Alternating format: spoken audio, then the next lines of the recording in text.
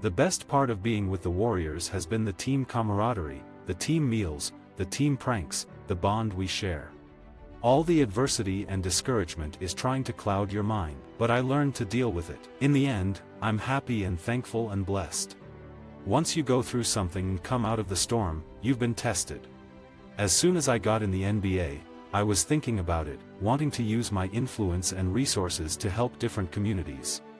I want people to use my story to stand up, be strong-willed and persevere. It's just kind of ironic with how I came into the NBA with all the expectations. You would have thought coming in the way I did that my career would last long. You'd think I'd have my more peak years in the beginning or middle. Mine just came a little later. My speed as a tall guy is deceptive. You look at me and I might not look fast, but when I go out and play, people are left scratching their heads like, where did that come from?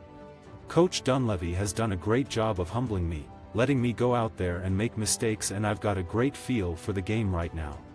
But yeah, a lot of people compare me to Magic. The physical appearance, the tall point guard, the ability to pass the ball. But comparisons are one thing, it's up to me to go out and play my game, get those wins, those championships. That's the only way those comparisons can get closer, but he's a legend.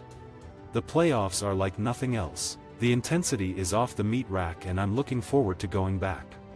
I've always wanted Grandpa to be proud of me, and I want him to see me play in the NBA. There were days when my dad and Grandpa had to work and I would call a cab to get to school. I felt a little embarrassed and would get out a block before school. There were kids getting dropped off in a Mercedes or Lexus. I didn't want them to see me.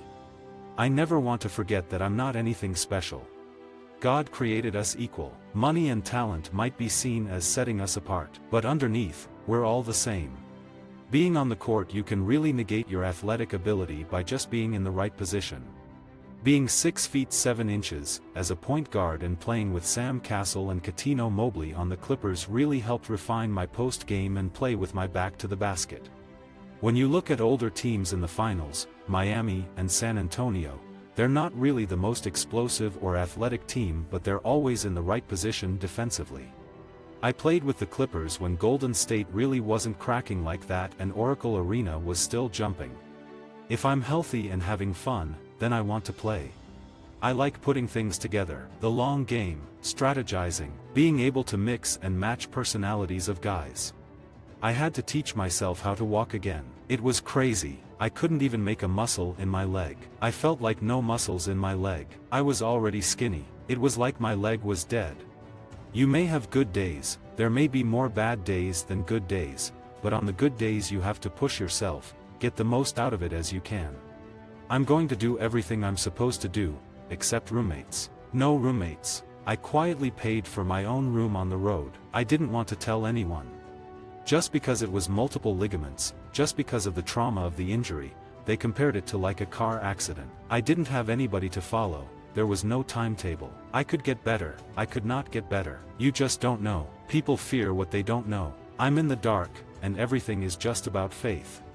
I haven't been as healthy as I'd like or as spry as I'd like, but it's all relative to the sport. So I'm just enjoying the process, really. It's been ups and downs obviously and frustrating times. I know that's the beauty and the struggle.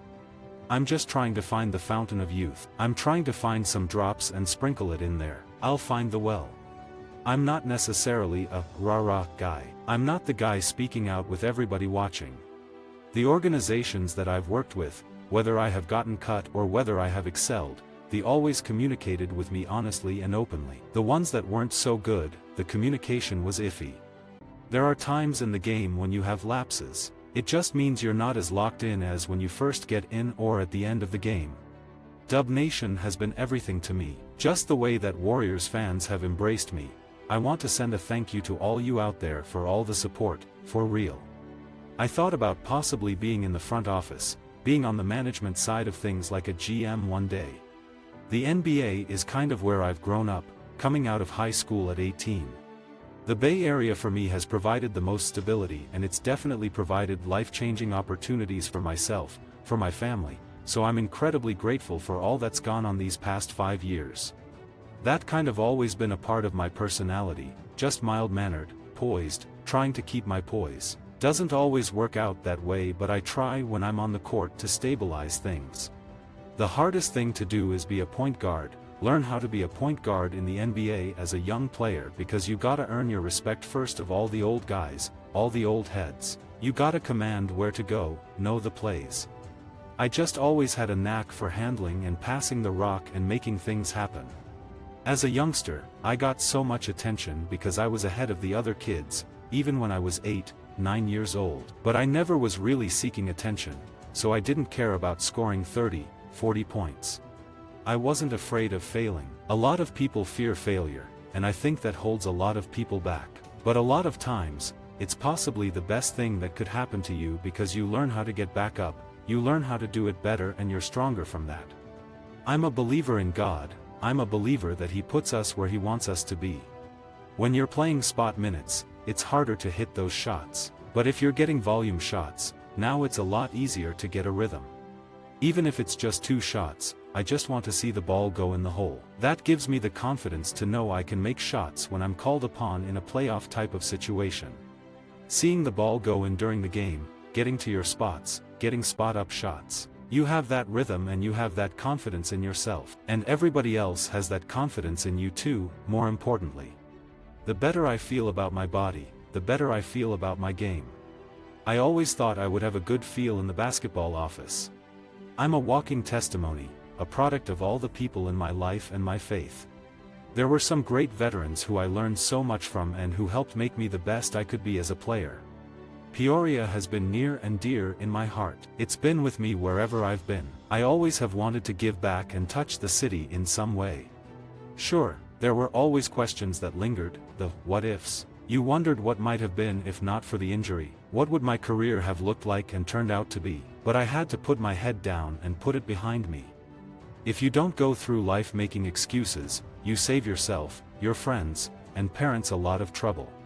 When I got into the league, guys didn't expect me to be as quick and fast as I was. I think it was myself holding myself back. Visit our website for more quotes, quoting.com.